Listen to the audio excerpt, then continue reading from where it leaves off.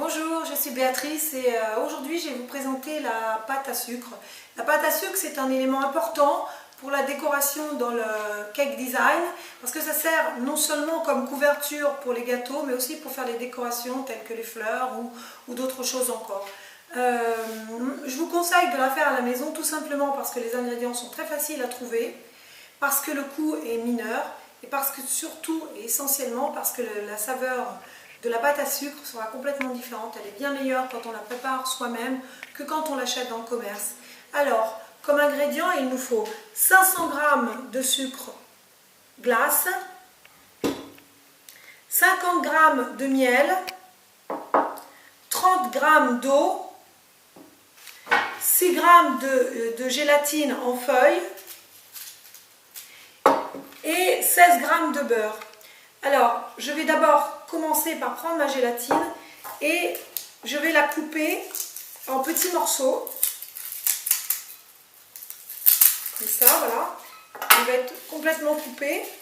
Et à l'intérieur, je vais verser mon eau, c'est-à-dire mes 30 g d'eau.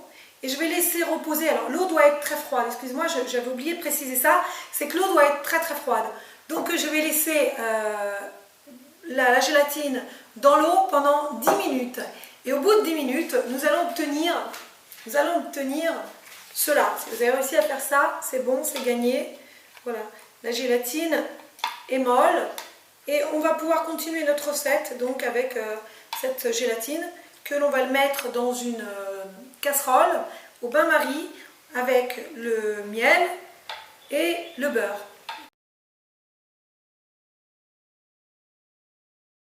Alors l'étape suivante est simple.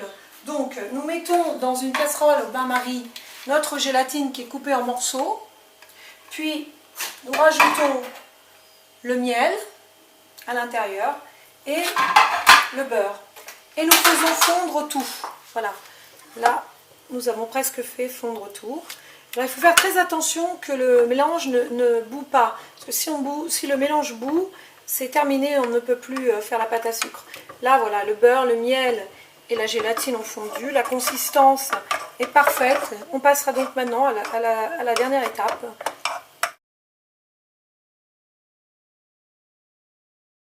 J'ai mis mes 500 g de sucre dans l'appareil et maintenant je verse toute ma gélatine. Voilà. Et je mélange.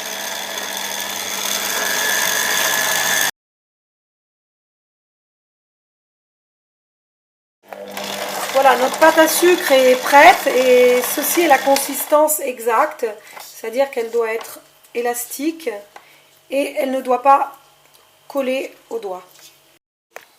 Ok, alors notre pâte à sucre est donc prête et nous allons donc la couper en 3 parties parce qu'on va la colorer. Donc la pâte à sucre a pour particularité, pour défaut, de sécher très très vite. Donc je vous recommande toujours de l'envelopper dans de la pellicule transparente afin de la conserver le plus possible. Alors vous pouvez la conserver pendant 3 mois. Si elle est bien enveloppée dans la pellicule transparente et elle est mise dans une boîte, vous pouvez la conserver pendant 3 mois, elle ne s'abîmera pas. Donc voilà, nos trois pâtes à sucre sont prêtes à être colorées. Ok, alors maintenant nous allons colorer notre pâte donc avec les gels alimentaires. Je vous conseille l'utilisation de gants parce que quand on utilise les colorants, on reste souvent 2 ou 3 jours avec les mains bleues ou vertes ou roses en fonction des couleurs qu'on utilise. Donc on prend la pâte, on utilise un cure-dent ou un petit bâton comme ça, on trempe dans le gel alimentaire, on n'en a pas besoin de beaucoup. On le met à l'intérieur, voilà, comme ça. De cette façon, voilà. Et on mélange.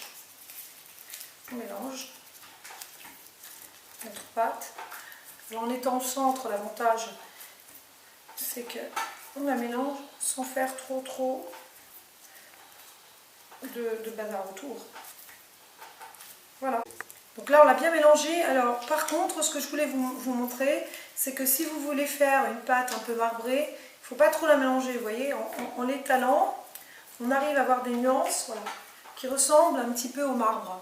Par contre, si on la veut homogène, on continue à mélanger, évidemment. Voilà.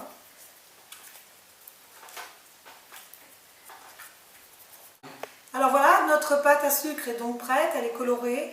Nous pourrons l'utiliser donc pour faire des décorations, des fleurs ou d'autres choses, ou bien pour la couverture d'un gâteau.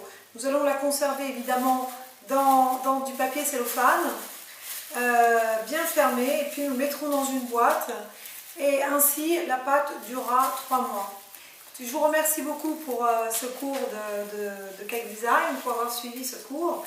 Je vous attends donc toujours sur YouTube à Béa Cake Creator pour un autre tutoriel qui regardera les gâteaux, la pâte à sucre, la décoration et bien d'autres choses. Il y aura quelques petites surprises. Donc je vous attends sur le site. Merci.